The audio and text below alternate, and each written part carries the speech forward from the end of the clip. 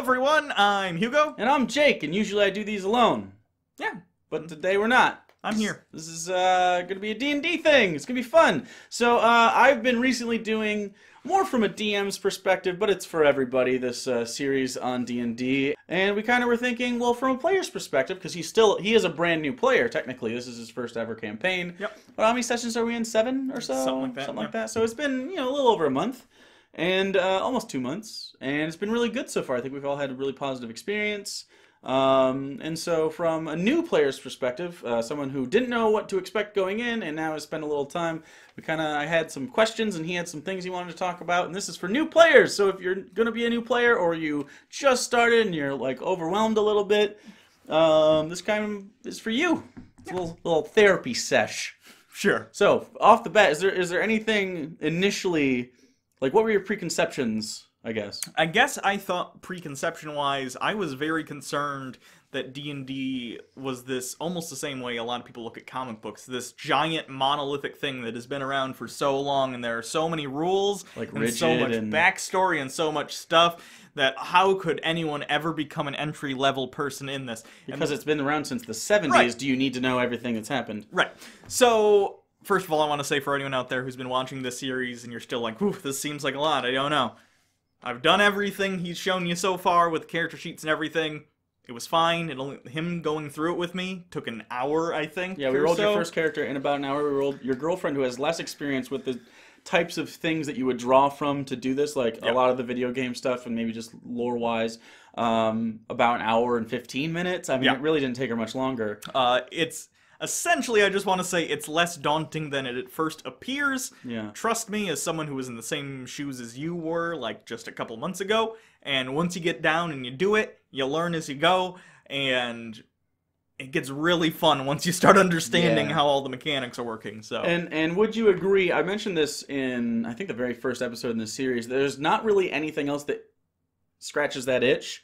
Once you kind of have it, it's like, I want to play a game, but it's not the same. Because when you go and play a video game then, and I'll talk about this again later, but when you're going to play a video game, it feels much more rigid and scripted. Even open world games with multiple options feel like, well, yeah, but I only have the options you were giving to me in the first place, whereas D&D, obviously, it's more esoteric, and you kind of get to do whatever you want. Like, for instance, if there's a hostage situation in Fallout, usually it's kill 'em, but maybe there's a speech check or something that you can get by. In this, you could walk away. Walk away, or maybe go become friends with the people who are hostage taking. You could find out the hostage deserves to be taken hostage. Literally anything kind of goes. You can figure it out anyway. If you want to not kill someone, but instead assassinate them covertly, you can take like several days out of whatever you were going to do to go do that thing. Conversely, you can. Maybe you're going on a quest somewhere, but something catches your eye, maybe some information, and maybe the DM didn't plan, in my case, maybe I didn't plan for you to even give a shit about this random thing I brought up to kind of make some atmosphere or something, and you're like, oh yeah, let's go do that. Yep. That's a thing you can do. That's absolutely a thing. So, yeah, I think more open is probably... Yeah, so that'd be a tip I have for people, too. Make sure when you're approaching any situation, try not to think of it from a video game mindset. Don't think we're in a room full of enemies, therefore my only option is to kill them. Obviously, in many situations, it is a game that involves a lot of rules for combat. Like if there's a skeleton, odds are you're not going to be able to... barter your life with that entity. But if, for instance, you have some low-rent thugs in an alley and they're, you're level 1... They're probably level 1, 2-ish. Could you be talked out of murdering someone if stronger people came to you in real life? I have a good example of this, actually, in the game that we played. Have you told them about the bird? I have not. Okay, in our D&D world that Jake has created for us, he made a homebrew one. I don't know how much he's talked about it. It's called Cador. I've mentioned it once. In the town of Tin Top, there is a vigilante who brings justice, and his name is the Bird. And he talks like this. Yeah, you get it. You get it. And, you guys didn't get it? You guys didn't pick up on the clues that he was a Batman analog until he spoke? Yeah. And it was great for me, because all of you go, oh, fuck! So, In that instance, we became allied with the bird briefly, and my character, who does not often engage in physical combat, sometimes he'll punch things or whatever, but generally tries to stay out of it or cast spells, what he did was he said to one of the goons, "The bird is here. You might want to just lay down and pretend you're already down, and no one will know that I rolled high enough that it worked." So, you can do stuff like that and talk people in and out of things. Again, it has to be within reason. What about this last one? In our last, one of our last, we'll call it fights, because that wasn't our last encounter necessarily, but you guys were walking through the woods. You decided to take a wooded path instead of the main road, which is technically more dangerous but quicker. Yep. And, well, would have been, except you have a ranger that bypasses all of my plans. And you came across an Etten. If you guys don't know what an Etten is, basically it's a two-headed giant, but they both have different personalities. Sure. It was arguing with itself, I guess. The two heads were arguing, and there was like a tiny little mage that they were arguing with about how to cook a fairy that was over a spit. And the battle started once our cleric walked bumblingly into line of sight. She does that. I did warn, but it is in her character, so I don't care. My girlfriend is a pretty good D&D player, but she plays her character as if she is not an assassin, which is accurate. So yeah, she walked into line of sight, and battle started, and initially you guys got fireballed, but over the course of that, you end up killing the mage, but the Etten you put to sleep with your sleep spell, and he's still laying there, and he starts to wake up, and you guys sort of forgot about it during a conversation with the weird-ass fairy. Unimportant. Eventually, basically, you talk to the Etten and talk them into becoming a quasi-ally of sorts, because the communication was a little broken. I rolled to see how much they understood, and I recognized that alliance is a tenuous one at best, but I was like, but the fact that you literally were fighting this thing, probably expecting to kill it, most of you at least, and it turned into maybe a benefit. Who knows? We'll see. So, yeah, it has much more openness to Plus, that. I think you probably, if we just kill every single thing, I assume that would get boring for you. That gives you something to work with later if you ever want a returning plot element. Or you don't ever have to do anything on my behalf, though. I'm fine if you kill that Etten tomorrow. If you go hunt him down, you're like, you know what, fuck that guy. That's a thing you can do. If I were a DM, which maybe someday I will be, I might take a swing at this, doing a one-shot or something at some point. I think it'd be fun. I'd have to get a lot of material together. It seems like a lot of work. But it is a lot of work, but it gets easier the more, like the first time I prepped, it was like a week process. Yeah. Now I can prep the night before while thinking about it all. Well, not all week. I don't think about it constantly, but I think about it on and off all week whenever I maybe get some downtime or I see something on TV or something. I'm like, oh, that's a cool idea. And I don't necessarily always write it down, but I think about it. Like right now, you guys are in an area where there's three entrances, and there's like a challenge sort of system happening, and you guys don't know where they're in those. I have ideas, but they may change before you get to that point. That's what I was thinking too when you were like, okay, and that's where we stop. I'm like, he doesn't know what's in these rooms. I know it's in the first. If I had to, but it was 11 o'clock, so it was getting late. But if it was like 9 o'clock, I would have had something in that room. Oh, okay. So all right, because I have plans for that kind of shit. Okay, still, I'm glad you have the extra week to polish it up, because I like challenges like that where it's not. I assume it won't be like you guys they don't have any weapons or anything, so it's all interesting. I assume it'll be a good figure out challenge. You know, you gotta use your. Because for those of you, how much have you talked about our characters and stuff? Not a ton. You're a bard. I'm a bard named the Professor. Not very combat oriented at all. Yeah, no. Just got basically brass knuckles. They're called glass knuckles because they're made out of glass we retrieved from a flail snail. Yeah. So if you're thinking that this is all nerdy and fun, this is only our story and none of it makes sense to you, that's why you should play D&D, because it's fun for you. But yeah, so now you can kind of get stuff. But so in your opinion, what tips would you give new players? Like what makes a good player, not only for yourself and for the DM, but for the other players around you?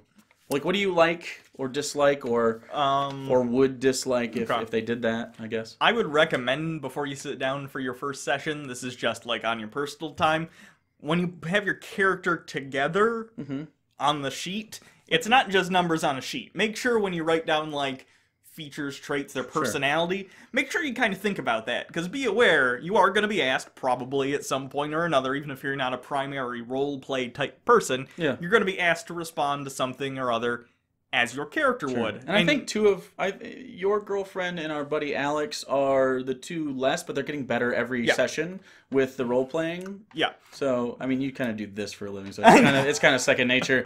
And she has played this character. My girlfriend's played her character before, and the other two are brand new. So, but they're doing a really good job. Like, the fact that your girlfriend is so driven by a prop I gave her, this little note that she doesn't know, and she's like, I gotta figure this shit out. It's really helping her, I think, sort of like, okay, well, what?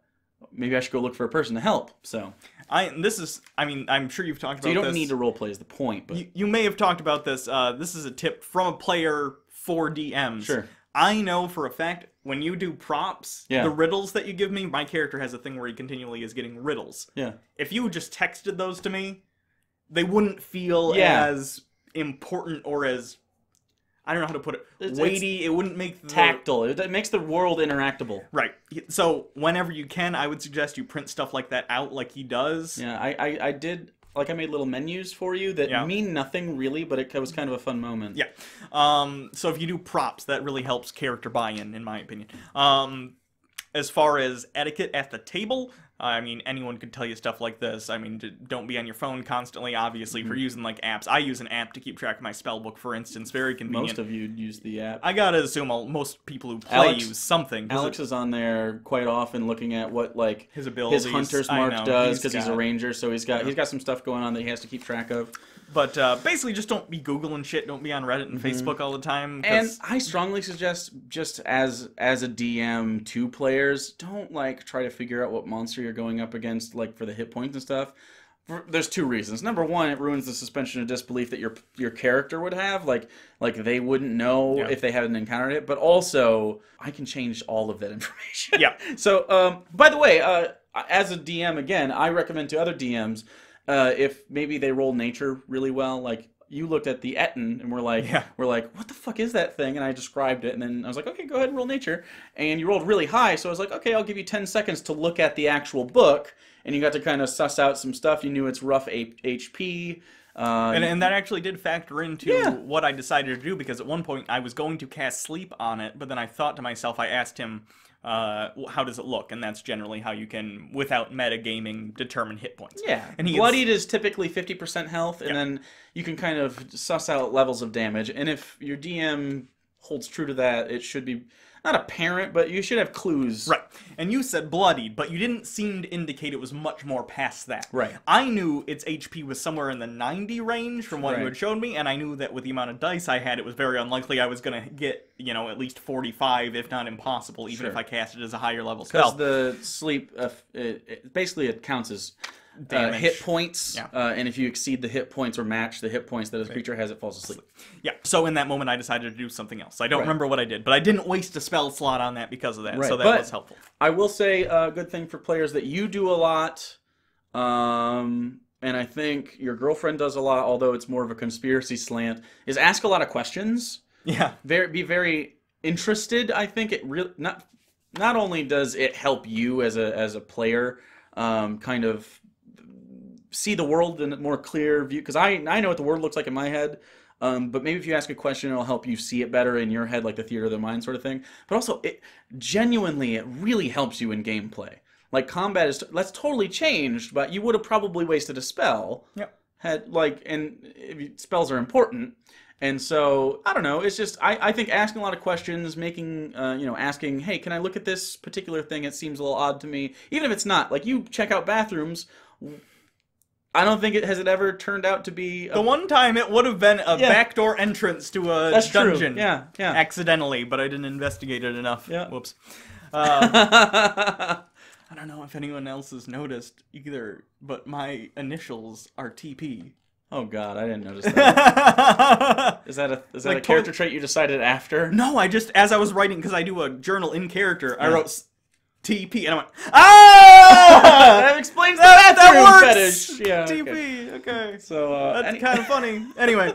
What more things for other players, or yourself, or Like, what do you like to do, or what do you like other characters to do, or players?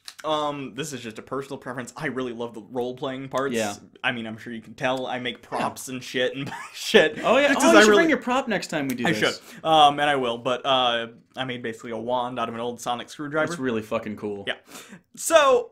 I enjoy when other people take part in that too, because if you're the only person doing it, you kind of feel like a jackass. But and I feel like while it is the DM's responsibility to kind of foster this behavior in players, because I feel like if I didn't buy in, you guys wouldn't be doing any of this, right? Because I mean, I'm in charge, but you guys rule way more of the game than I could possibly do, if that makes sense. We're deciding where we go. You decide everything. Yeah. I kind of adapt to it. Yeah.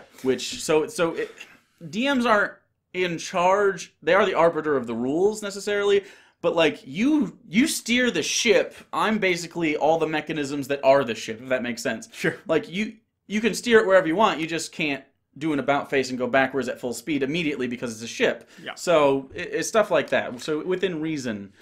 I would also say this is important. Always be observant of when other characters are having character moments and respect those character moments and don't step all over them and make it about yourself. For instance, the professor, the character I play, is an asshole. He just is. Yeah, he's kind of an asshole. He's softened more, and that's kind of the arc he's going to take, in my opinion. He's going to become less... Actually, on accident, none of your characters had friends. Sure. So... all very loners, so all four of you are loners together, and now you're friends. Yeah. So sometimes he'll, bring up something in conversation that's not polite, like, oh, what's up with that mole? Well, why don't you have horns? You're supposed to have horns, things that you generally would not bring attention to. However, there are lines with this. Me as a player will say there are times I will not, even if in character this character is an asshole and might be an asshole, I won't do that because I know the other person is experiencing character mode. For instance, good example, Alenia, one of our other characters, played by Jake's girlfriend, she had this ceremony.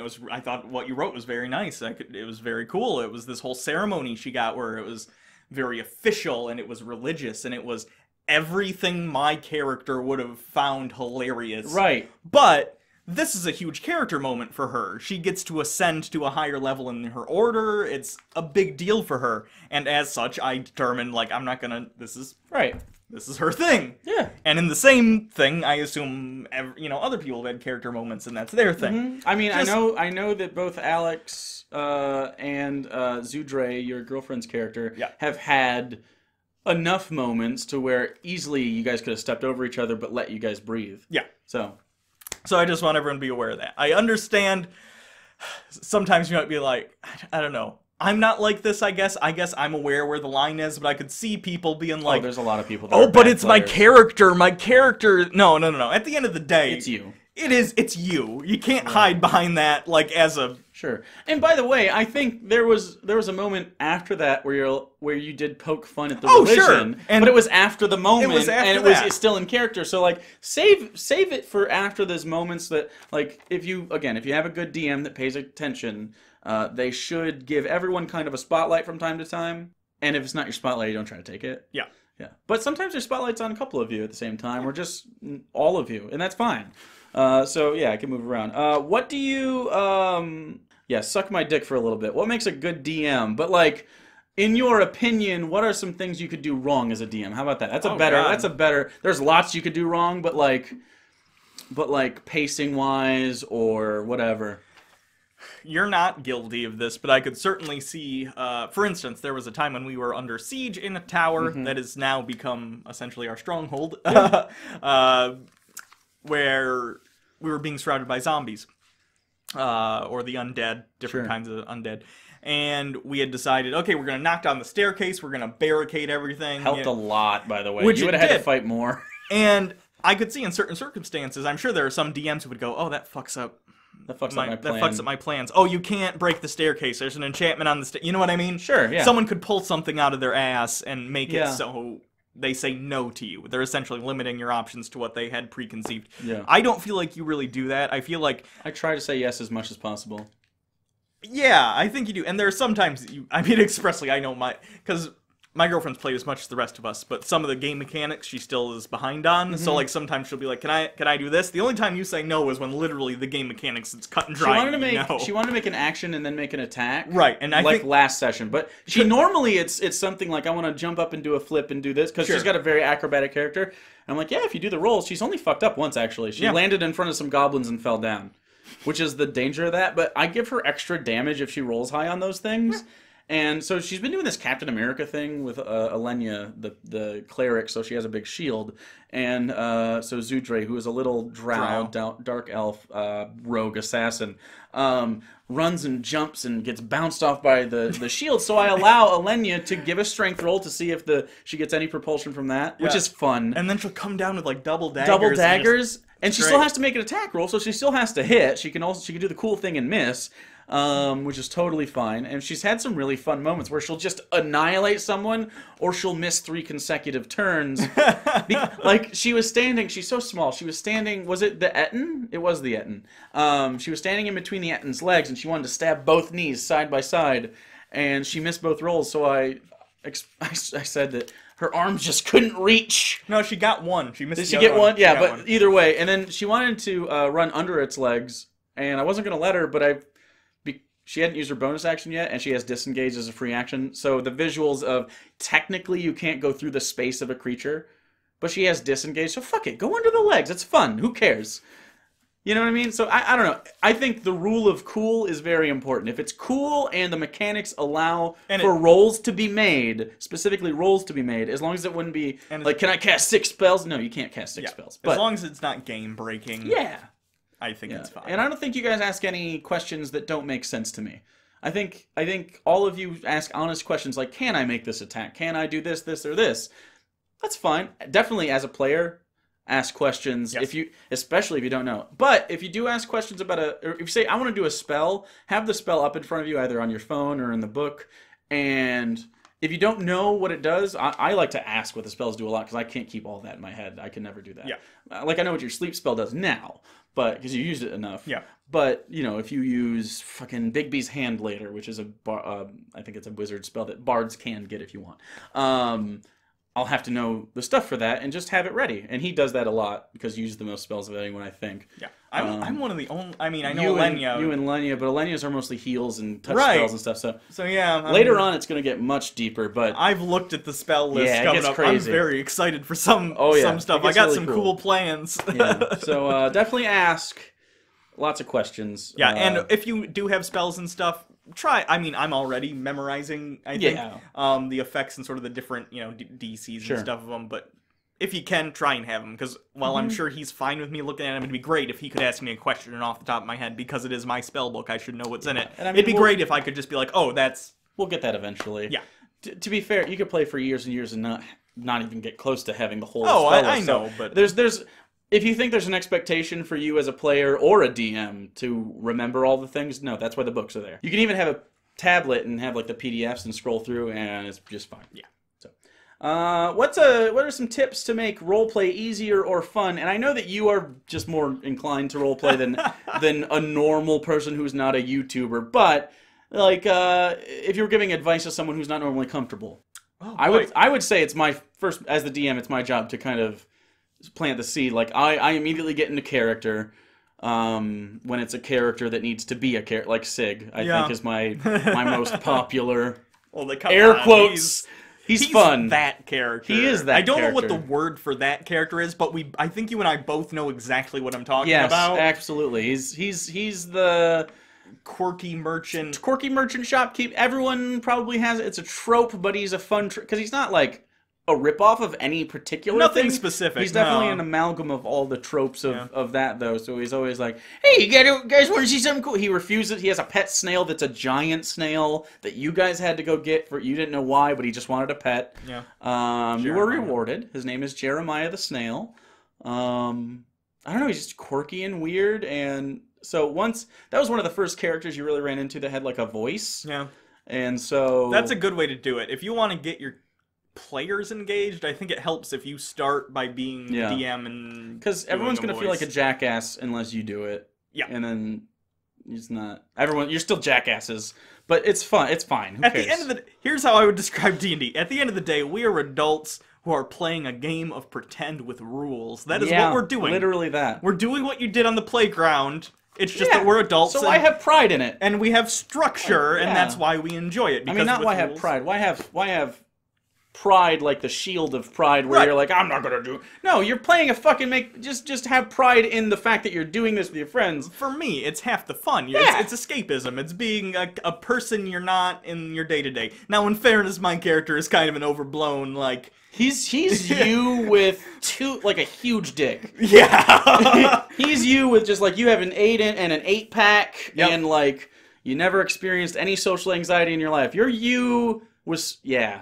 you're you in the worst case scenario, which is great, because that's a lot of characters I play in D&D as well. And with magic powers, so... Yeah, ooh. Yeah. Man.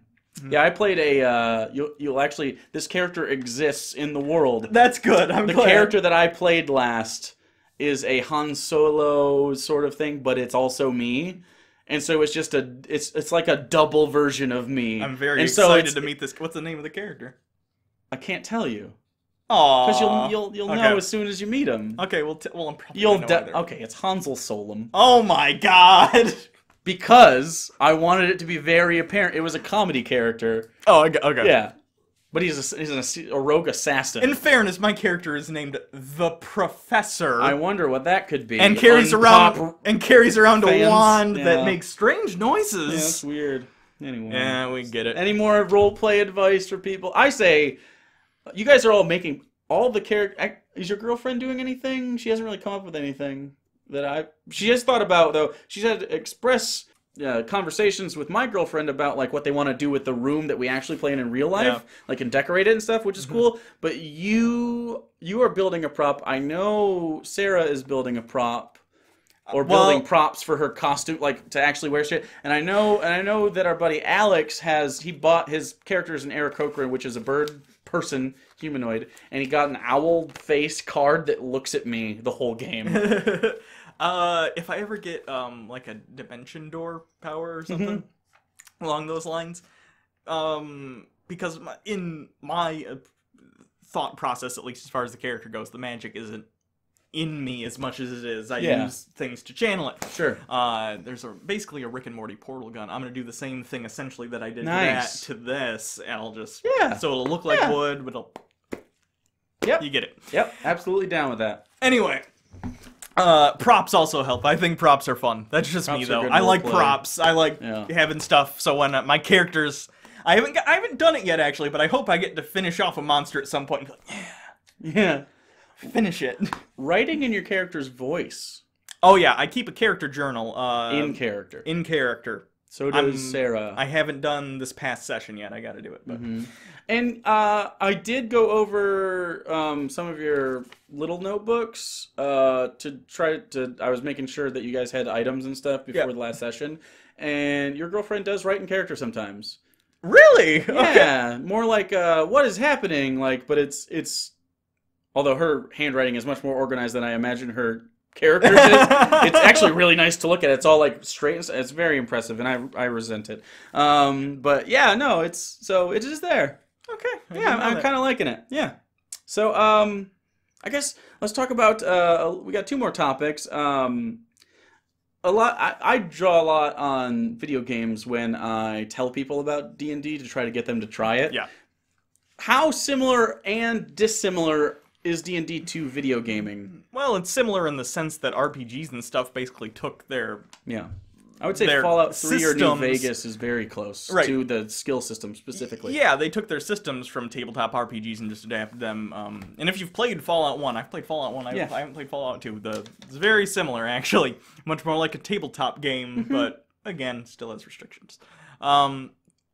The major difference is, like I said before, is just going to be the amount of freedom. It can almost be freedom to a crippling extent. It's the same thing people have when there's like 500 channels on TV but nothing to watch. Yeah, you sort of get, what's that called? It's consumer fatigue. Something like that. Where you can't, like you have hats, but you have 500 different colored hats and you don't know which hat you want, even though you definitely want a hat. You end up walking out without any hats. Right.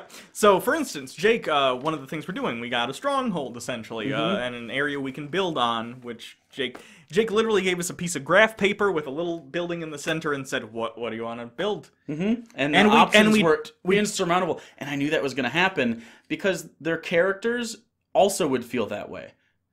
That's true. You're right. So I intentionally didn't give you a really rigid because you just they have been transported 5 years into the future and missed a lot of things that happen and have not been able to affect things that they otherwise would have been able to. Yeah. And so they went from a pretty ordered medieval style world to a very disordered one due to some cataclysmic event. They have like 3 or 4 people that have been trying to hold, this sort of together, and it's 3 or 4 people that you guys already knew. Yeah. And now you're there, and you are people they respected. And then they're like, well, we need your input. Like, you're unaffected by this. Like, help us.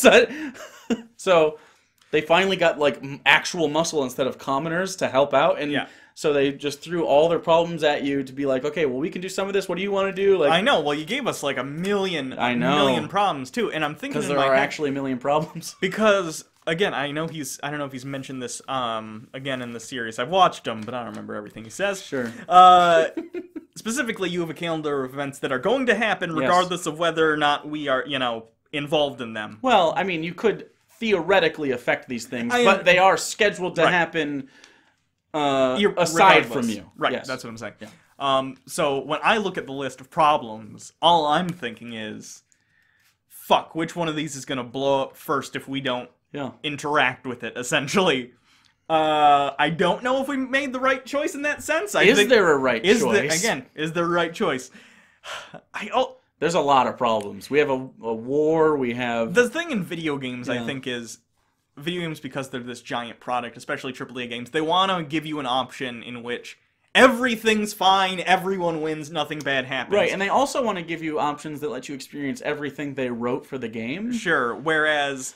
Here, I don't know this to be a fact. It doesn't seem to be the case. There are things where there's an opportunity cost. When we decide to go and help certain people, other people are going to not get help. At least not from you. Yeah. So I don't know exactly what's going to happen in those instances, but I assume there will be consequences for action, inaction stuff, and that's very interesting. So that's the big difference between video games, is that you're in action while you are out doing Quest C over here is going to directly affect over here, and you're not going to find out until probably a time that's not very convenient for you to find out. Yeah, and character death is an actual thing that will happen if you allow it as a player. You can make mistakes like Critical Role. People give Matt, the DM, shit sometimes, where they're like, oh, you take it too easy.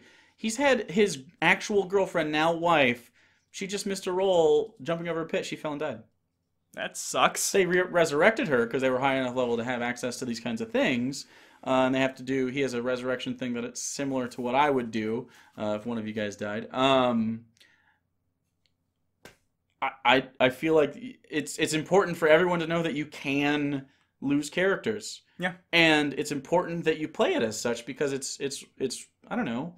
It's a real cost there. And I think... That's what makes it a game. If you're a DM that doesn't... Like, I don't want to kill the players, but I'm not gonna not if they fuck up. I'm actually excited to see what happens if I get killed, assuming it's not an immediate disintegration. Yeah, so, I mean, you guys will probably fight a beholder at one point. Yeah. They can disintegrate you, and it's not like I'm gonna... I don't know. I feel like pulling your punches is weak. Yeah. But I wouldn't give that to you now. I would also say, as a player, I'm not a player who's experienced character death yet. I'm sure I will eventually. Yeah. But... The thing is, I've already got in my head kind of, what's my next character that I want to maybe do? Because as much as I'm enjoying playing a bard right now, I'm going to multi-class into some other stuff coming up here soon.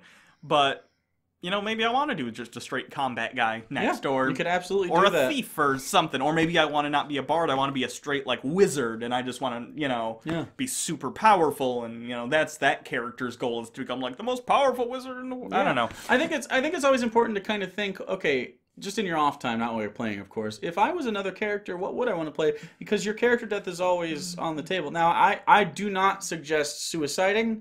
That's not fun for anyone in your group. It just seems cheap. Like, I want to roll another character.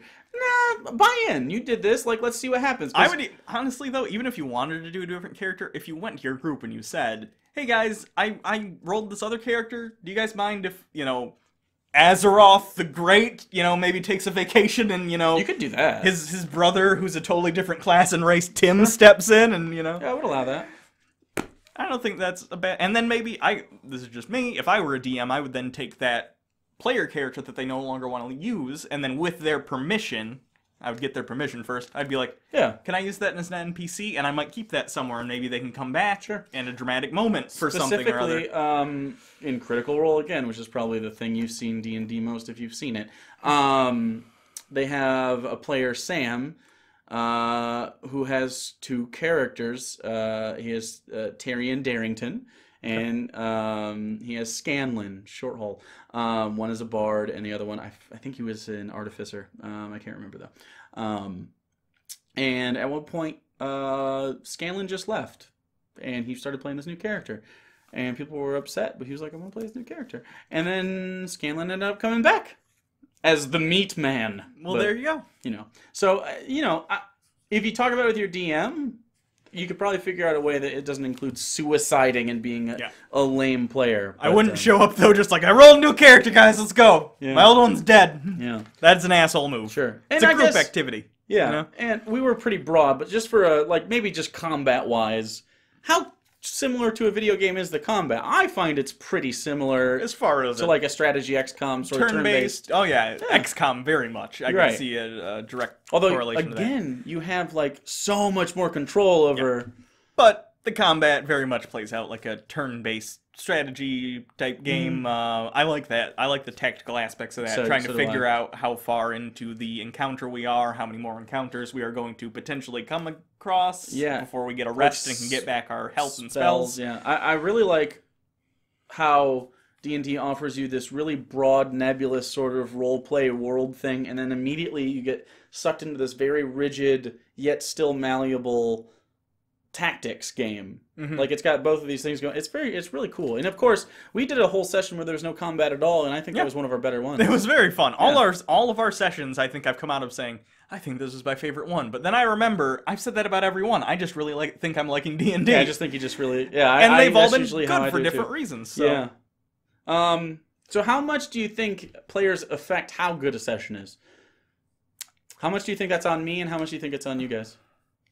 Maybe percentage, or just in general, maybe your thoughts on that, I guess. Whether it's you can't maybe place a number on it, but you can definitely, there's value to both, of course, so.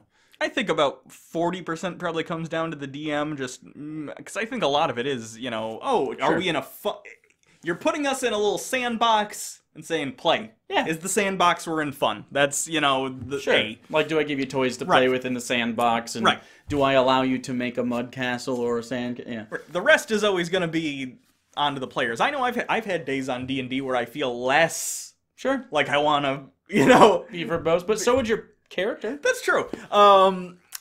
So I think it does sometimes. A lot of it comes down to the characters. If the characters aren't feeling it, or if the players aren't feeling it, rather, that day, it's probably going to be a less good session. I mean, you want people to be, excited to be there and want to be there and stuff. Yeah. Snacks definitely help. Oh yeah. So stuff like that. Do you recommend bringing snacks? I usually don't always supply the food, but I have a few times. Sometimes we just do our own thing. Sometimes we all do a communal thing.